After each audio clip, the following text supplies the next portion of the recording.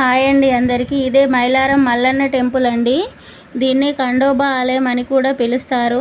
ఇక్కడ ఉండే దేవుణ్ణి శివుని రూపంగా అలాగే కుమారస్వామి రూపంగా కూడా పూజిస్తారండి. ఇదైతే బీదర్ నుండి 15 కిలోమీటర్ల దూరంలో ఉంది. ఈ గ్రామాన్ని ఒకప్పుడు ఖానాపూర్ అని పిలిచేవారంట. ఇప్పుడైతే మైలారం అని పిలుస్తున్నారు. ఒకప్పుడు మల్లాసురుడు, మణికాసురుడు అనే రాక్షసులు బ్రహ్మ నుండి అజేయిత వరం పొంది భూమిపై విధ్వంసం సృష్టించారు. అప్పుడు ఋషులు, దేవతలు రక్షణ కోరుతూ శివుడిని అడిగారంట.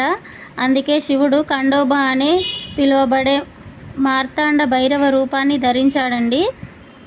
ఆయన ఎద్దుపై స్వారీ చేస్తూ దేవతల సైన్యాన్ని నడిపించాడు. శివుడు 3 కళ్ళు మరియు నుదిటిపై చంద్రవంకతో పసుపు రంగులో కప్పబడిన బంగారు సూర్యుడిలా మెరిసిపోస్తూ దేవతల సైన్యాన్ని నడిపించాడండి. ఈ విధంగా యుద్ధం చేస్తూ